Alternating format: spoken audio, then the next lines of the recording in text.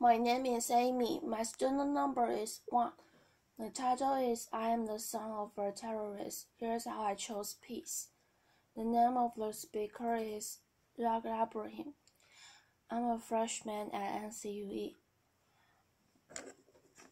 On November 5th, 1990, a man named El Said Noser walked into a hotel in Manhattan and assassinated Rabbi Meir Kahn, the leader of the Jewish Defense League. Noser was initially found not guilty of the murder, but while serving time on lesser charges, he and other men began planning attacks on a dozen New York City landmarks, including tunnels, synagogues, and the United Nations headquarters. Thankfully, those plans were foiled by an FBI informant. Sadly, the 1993 bombing of the World Trade Center was not. Noser would eventually be convicted for his involvement in the plot. El Said Noser is my father. I was born in Pittsburgh, Pennsylvania in 1983 to him, an Egyptian engineer and a loving American mother and grade school teacher, who together tried their best to create a happy child for me. It wasn't until I was 7 years old that our family dynamic started to change. My father exposed me to a side of Islam that few people, including the majority of Muslims, get to see. It's been my experience that when people take the time to interact with one another, it doesn't take long to realize that for the most part, we all want the same things out of life. However, in every religion, in every population, you'll find a small percentage of people who hold so firmly to their beliefs that they feel they must use any means necessary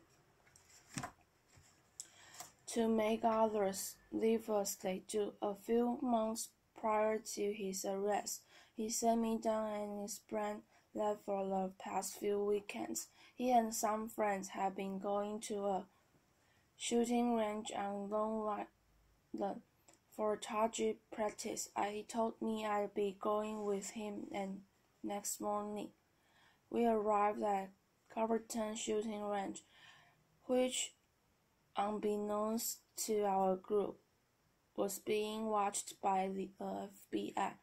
When it was my turn to shoot, my father helped me hold the rifle to my shoulder and explained how to aim at the target about 30 yards off.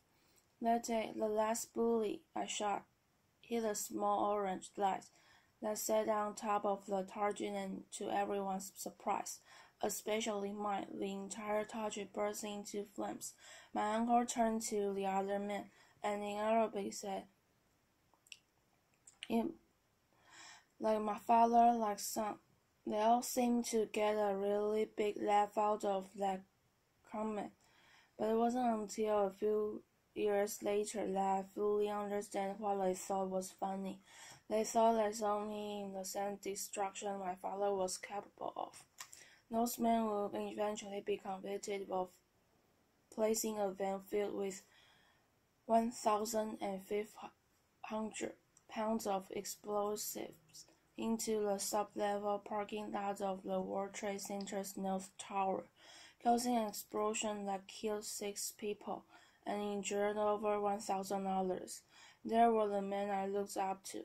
These were the men I called Amil, which means uncle. By the time I turned 19, I had already moved 20 times in my life, and that instability during my childhood didn't really provide an opportunity to make any friends. Each time I would begin to feel comfortable around someone. It was time to pack up and move to the new town. Being the perpetual new face in class, I was frequently the target of bullies. I kept my identity a secret from my classmates to avoid being targeted, but as it turns out, being the quite chubby new kid in class was more than enough ammunition. So for the most part, I spent my time at home in reading books and watching TV or playing video games. For those reasons, my social skills were lacking, to say the least, and growing up in a bigoted household, I wasn't prepared for the real world. I've been raised to judge people based on arbitrary measurements, like a person's race or religion, so what opened my eyes. One of my first experiences that changed this way of thinking was during the 2000 presidential elections.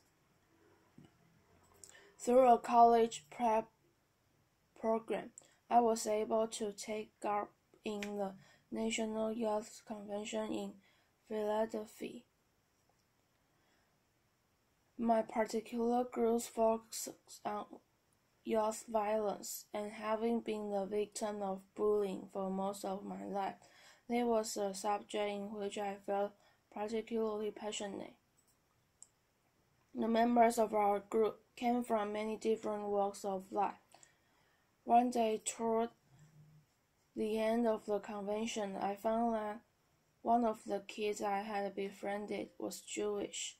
Now it had taken several days for this detail to come to light, and I realized that there was no natural animosity between the two of us. I had never had a Jewish friend before, and frankly I felt a sense of pride in having been able to overcome a barrier that for most of my life I had been led to believe was insurmountable. Another major turning point came when I found a summer job at Busch Gardens, an amusement park. There I was exposed to people from all sorts of faiths and cultures, and that experience proved to be fundamental to the development of my character.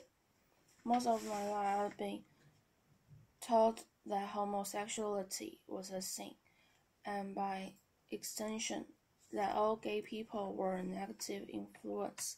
As chance would have it, I had the opportunity to work with some of the gay performers at a short time, and soon found that many were the kindest, least judgmental people I had never met.